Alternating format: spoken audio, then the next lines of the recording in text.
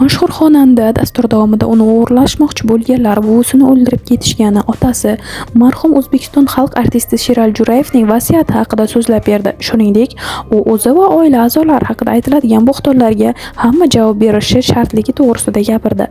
Meni ta'qib qiladiganlar chaqaloqligimda buvimni o'ldirib ketishgan. Endi tug'ilgan paytimda meni tug'ruqxonadan o'g'irlab ketishmoqchi bo'lishgan. Undan keyin ham ancha yillar noma'lum insonlar ta'qib qilib yurishgan. Buni menga otamning o'zi aytib bergan. U kishining aytishicha, bizlarni ko'chaga u yoq bu yoqqa olib chiqadigan bo'lsa, orqasidan begona mashinalar poylab yuradigan bo'lgan. Aytishlaricha, bizni ta'qib qilganlarning san'atga daxli yo'q bo'lgan. Ularning maqsadi Sherali Jo'rayevning o'g'li, ya'ni meni yo'qotish edi. Bu gaplarni institutga kirganimda ham yonimda qo'riqchilar yurishidan uyala boshlaganimda otam aytib bergan. Mana shunday ta'qiblar orasida bir mudhish voqea ham sodir bo'lgan. 6 oylik chaqaloq paytimda Yangi yil bayramini nishonlash uchun otam meni onamni va onamning onasi, buvimni olib Andijonga onasining oldiga ketmoqchi bo'lgan. Shunda onamning onasi rahmatli Fotima buvim, men uzoq yo'lga charchab qolaman, shuning uchun Toshkentda qolay deb uyda qoladi. Otam ketishdan oldin mashinasini qizdirish uchun ko'chaga chiqib, qaraganlarida yana shu shubhali mashinaga ko'zi tushadi. Uzoq yo'l, qolaversa u paytlar dovon yo'li ancha tor bo'lgan. Tashqarida qor yog'ib turgan mahalda biror hol bo'lmasin deb, go'yoki farzand, ya'ni meni uyda qarovchisi bilan qolgandek ko'rsatish uchun otam katta dublyonkasining ichiga meni solib, ustidan sharfini ham o'rab, qo'lini chalishtirib olgan.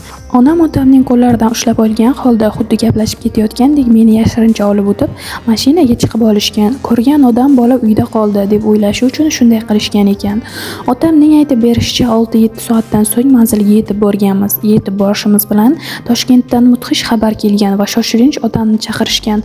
Otam nima uchun deganda, onaxon vafot etibdi deyishgan. Nima bo'lganini tushunmay qolishgan. Onamning onasi rahmatli juda ham kamtarin va xokisor ayol bo'lgan ekan. Hatto erkak kishi bilan gaplashganda uning ko'ziga qaramas ekan. Shuning uchun eshik taqillasa ham erkak kishi bo'lsa ochmasdan gaplashar ekan.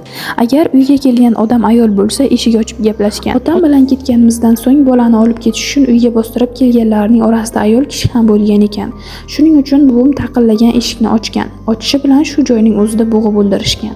So'ng buvimni xuddi o'zini osganday qilib ko'rsatib qo'yishgan ekan.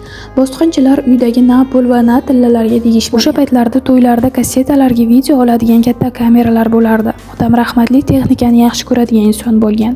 Shuning uchun uyimizda ana shunday kamera ham bo'lardi. Men tug'ilishimdan to aka-singillarim tug'ilgunga qadar hammamizni video tasvirlarga olib yurardilar. Uyimizga kelgan bosqinchilar faqat go'dakligimda olingan video tasvirlarni olib ketgan. Mana shunday shubhali voqealar sabab vakuumda katta bo'lishga majbur bo'lganmiz, deydi xonanda.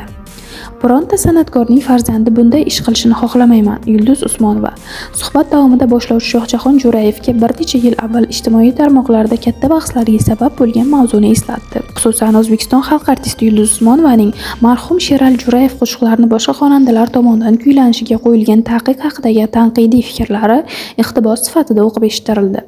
Biz san'atkorlardan keyin bironta farzand bunaqa ish qilishini xohlamayman. Qo'shiq meniki, hech kim aytmasin. Nega seniki? Sen yozdingmi bu qo'shiqni? Sen bu talantni berdingmi? Allohning ne'matichi, bu shirk emasmi? Bu xalqning mulki. Hech qachon oilaning mulki bo'lmaydi. Dada seniki bo'lishi mumkin, lekin undagi ne'mat xalqniki, degan edi o'shanda xonanda Yulduz Usmonova. Bu mening emas, otamning qarori edi. Shohjahon Jo'rayev hamkasbining ushbu keskin fikrlariga nisbatan o'z munosabatini bildirdi. O'zi o'tgandan keyin shu gaplarni tomosha qilamiz. U inson o'zi vafot etgandan keyin hali nima bo'ladi? U o'zi bilmaydi-ku. Birinchidan bu publikaga o'ynash, xalqqa yoqimli gaplarni gapirib o'zini ko'rsatish. Uning ham o'zi qilgan asarlari uniki va vafot etgandan keyin xohlaydimi, yo'qmi, bular qiziga o'tadi. Farzand onasining mulkini birovlardan saqlaydi va o'zi yangi, chiroyli yo'llarda ishlatadi. Onasining nomini abadiylashtirish uchun ham ishlatadi. Biz ham xuddi shu yo'ldamiz. Ikkinchidan, bu mening emas, otamning qarori edi. Buni isbotlaydigan gaplar video tasmada ham bor. Otam men shuni xohladim va mualliflik huquqi bilan himoyaladim deb. Bu uchun hamma javob berishi shart. Shuningdek, Shohjahon Jo'rayev o'zi va oilasi haqida aytiladigan bo'xtonlarga kim bo'lishidan qat'iy nazar javob berish shartligi haqida gapirdi. Nima uchun xohlagan odam chiqib otamning misqollab yiqqan obro'sini poymol qilish kerak? Nima uchun onam men haqimda xohlagan bo'xtonni gapiraversa ham unga indamaslik kerak? Nima uchun uchun qachongacha o'zbekchilik degan narsa bilan o'tib ketamiz? Ularga mumkinmi? Nega degan savol uyg'onadi.